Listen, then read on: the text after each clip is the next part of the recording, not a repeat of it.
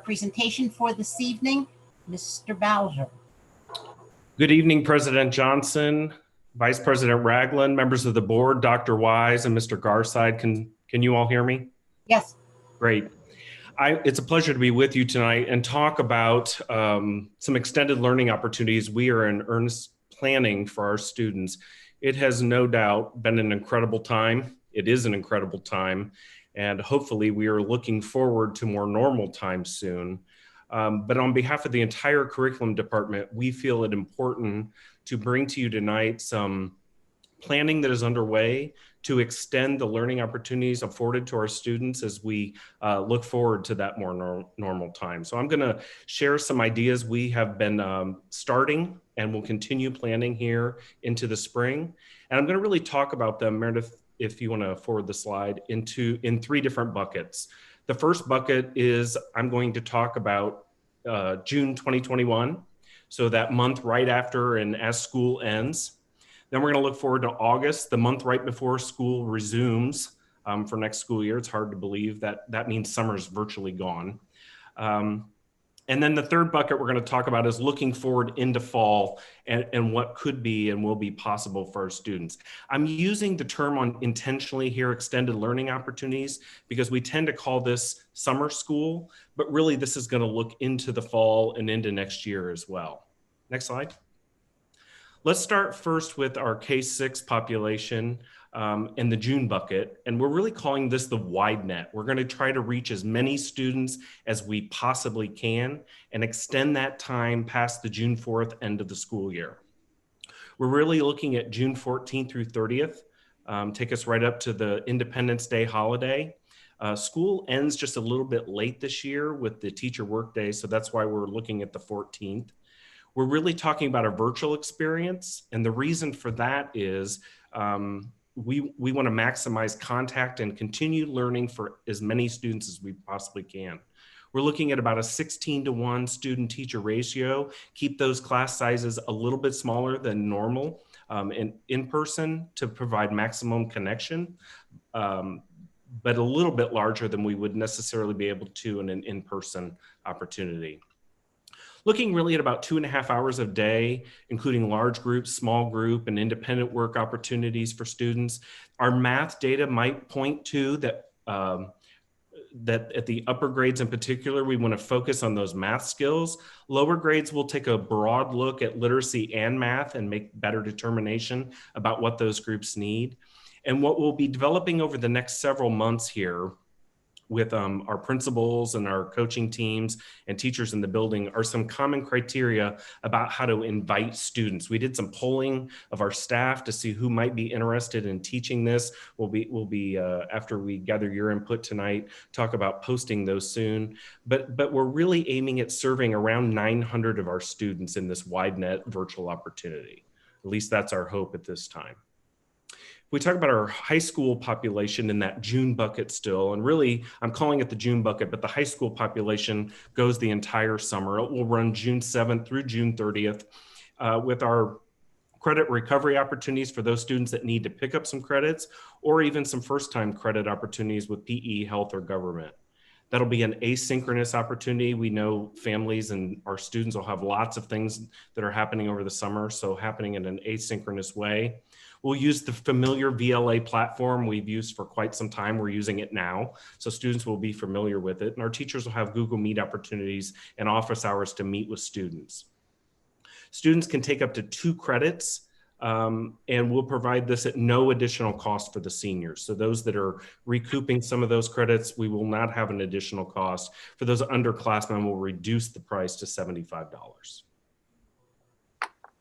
And then talking about that June bucket, I want to make sure that as we talk about extended learning and this broad net that I'm proposing or sharing with you tonight, this is not in lieu of all the many other things that are being planned throughout the district. So we are continuing to look at EL opportunities to practice language and literacy with our EL population at the K-4 level. Those plans are also underway. Our special populations with extended school year and specialized instruction, those will be planned with IEP teams. Those will continue to happen.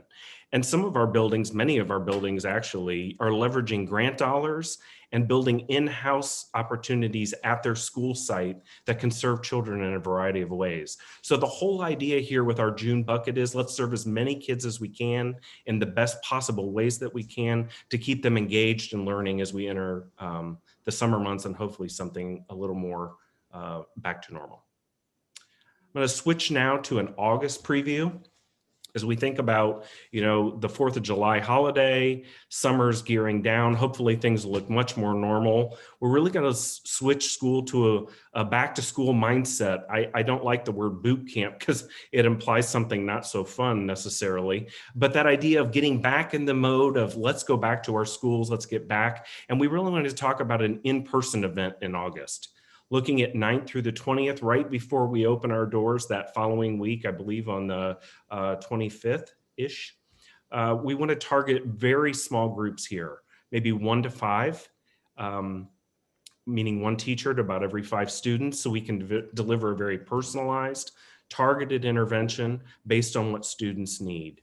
Again, we're going to keep that focus based on our data at math at the middle grades, but our lower grades, again, we may want to target some of our students that have chosen a virtual opportunity all year, getting them reacclimated into the building, and that could look different at different sites. So we want to be flexible there. But potentially here, as we survey staff and look ahead to August, we will have impact at every building. We just won't know which of our teachers are able or willing just quite yet. But as many as we can bring on board, we will serve as many students as possible. So that's kind of looking at that August bucket. And if you look at the timelines here, we're sharing with you tonight. Last month, I had an opportunity to share this idea with our district PTA, get their input, hear what their concerns were, their questions, and some ideas that they had. We'll look here to turning to hiring staff.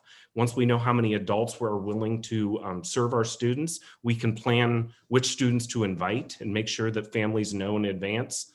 We want to do that as soon as possible, early May. We know families are hopefully making summer plans as well. We'll be providing some training on June the 10th, and we'll be setting with our principals before we leave those August opportunities. So those are laying there ready to go when we come back in August and ready to open our doors. I'm going to forward the next slide, Meredith, if you could.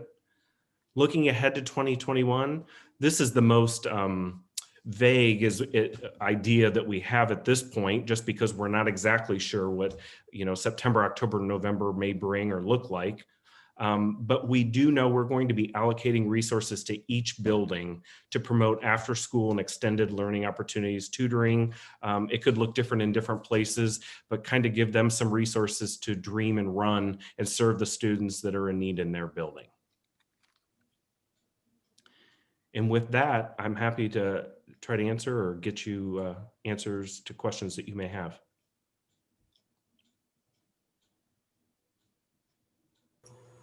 Johnson, if I could take this opportunity to piggyback on what Mr. Bowser just shared, we're excited about this opportunity to provide some extended learning opportunities for students.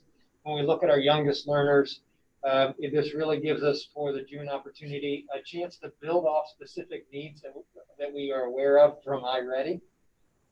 That data will be extremely useful because we know where the gaps are in their learning, and we can target that. And as Brian said, then that August boot camp, if you will, is really more about intensive instruction, face-to-face, on a regular basis, getting them 20 hours of instruction to make sure that we're ready and kicked up for the school year. The other piece that's noteworthy here is the high school component. Because that has a fee associated and it's credit bearing, there will be an action item for the board at the March 22nd meeting to approve that. And then the other piece that's not stated clearly in here, but we're looking for blessing from the board tonight. It doesn't require action tonight, but with the blessing, we'll move forward. And that is to put specific guidance counselors at our intermediate schools. That is not something we've had in several years. As we look at the social emotional learning standards that have been adopted by the state of Ohio, as we look at the needs and then we look at the CARES Act dollars and resources, we believe that that's a very appropriate expenditure at this point on behalf of our students. Many of our students have struggled through the pandemic, And that's an area where we could beef up our services to a certain extent and be helpful. We have community and schools, we have directions for youth, we have some wonderful partners, but we think that 5-6 grade band is perhaps the most logical area to expand our guidance services for the support of students at that level. And so unless there's concern with that idea, we can go ahead and start to move forward with postings and put that in place for next school year. President Johnson, I have a question. Yes. Dr. Wise, just a question about the instructional fee. I know that Ohio is slated to get $130 billion for education funding, and part of that money is to help with programs like this. What's the rationale behind the $75 per pupil for the student instruction, for the high school student instruction piece? And even if we had 900 kids enrolled in that, it doesn't seem like a whole lot of money. I'm just wondering what the rationale is behind that. The fee is actually associated not with the 900 and the elementary kids, it's associated with the high school, and it's credit bearing accelerated courses only for kids who haven't done it. We're accepting the cost for anything that's credit recovery there. Brian, correct me if I'm wrong, but there is the only fee we're talking about here for students who want to take a new course at the high school level, is my understanding. And what about students who have limited means? Is there any type of waiver for students either qualify for free or reduced lunch or any other income-based waiver? These aren't required classes.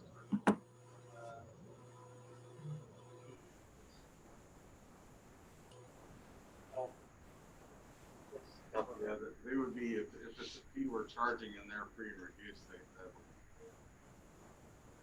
I'm sorry, I didn't hear that. there was a fee that was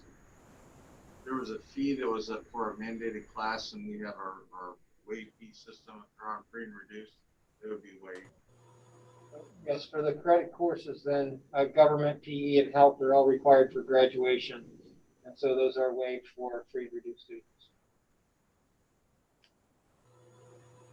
Okay, are there any other questions? President Johnson? Yes. Just a quick feedback. I'm just really excited to hear about the idea to expand to the 5 and 6 grades, the additional supportive counseling. I think that, yes, as you just said, as evidenced through the pandemic and things like that, and we know particularly at those particular ages, that additional support would be very much needed. And so I'm excited to hear that.